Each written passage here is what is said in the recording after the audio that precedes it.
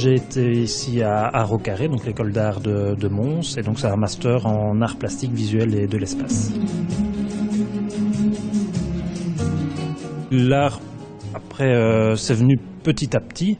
Bon, après, comme chaque enfant qui dessine et ainsi de suite, et puis ado où j'ai continué dans le milieu artistique sans être forcément dans une école secondaire artistique, mais je continuais à côté. Et puis voilà, je me suis tâté un petit peu en partant peut-être dans le cinéma, et puis finalement j'ai atterri à Rocaré. Et puis voilà, ici donc j'ai continué en étant enseignant.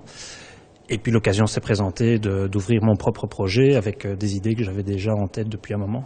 L'idée première, c'était d'avoir un lieu, une galerie, mais qui soit plus ouverte que des galeries traditionnelles, que je trouve toujours assez froides, aseptisées et souvent élitistes.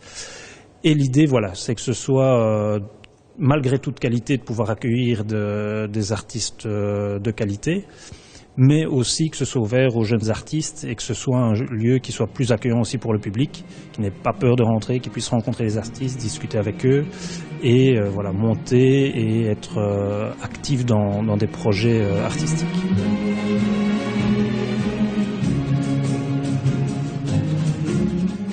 Il n'y a pas vraiment de critères puisqu'on a aussi bien accepté de la photo que de la peinture, que du dessin, que de la performance, que de l'installation.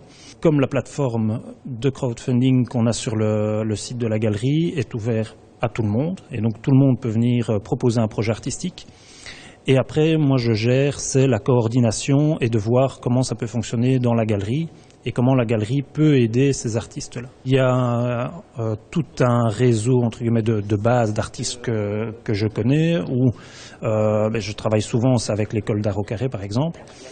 Et donc voilà, il y a déjà ce réseau-là et puis viennent se greffer tous des artistes qui se présentent à moi et qui me proposent voilà, leurs œuvres ou qui me proposent des projets et qui viennent se greffer. Donc il n'y a pas du tout un réseau fermé.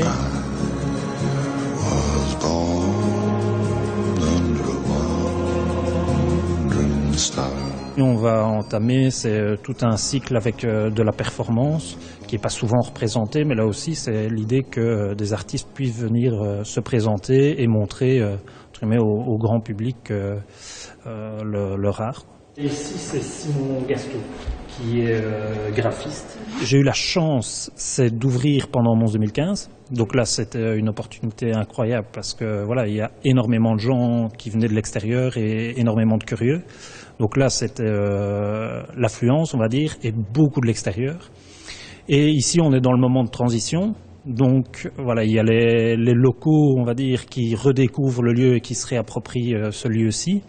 Et il y a des gens de l'extérieur qui étaient venus, par exemple, par des groupes de visite ou par des entreprises qui étaient venues pendant Mons 2015 et qui font redécouvrir à leur famille petit à petit le lieu et qui revisitent Mons. Moi, j'ai monté mon projet petit à petit et puis tout seul, oui. Et voilà, après j'ai été prendre des conseils un peu partout et dans les couveuses d'entreprises, ainsi de suite, pour essayer de voir ce qui était faisable, ce qu'il y avait comme aide. Et finalement, voilà, il y avait l'opportunité de Mons 2015 qui se présentait. Donc là, il fallait que je le monte à ce moment-là. Et donc voilà, finalement, la plateforme de crowdfunding s'est montée, le site s'est monté. Et puis, j'ai trouvé le lieu et donc l'affaire était lancée.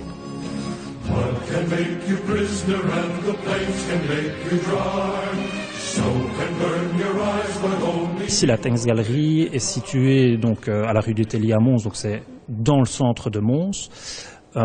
Et c'est un lieu particulier puisque c'est une ancienne chapelle qui a été rachetée par un architecte et qui, pendant plusieurs années, a été un lieu multifonction, on va dire, ou qui était connu pour les concerts surtout. C'est ouvert du mercredi au samedi de manière fixe de midi à 20h, plus les événements quand il y a des concerts, quand il y a des vernissages. Et donc là, voilà, sur le site, il y a de toute façon la programmation, un agenda avec tous les événements et toutes les programmations qui sont faites pour que les gens puissent s'y retrouver et puissent prendre les informations.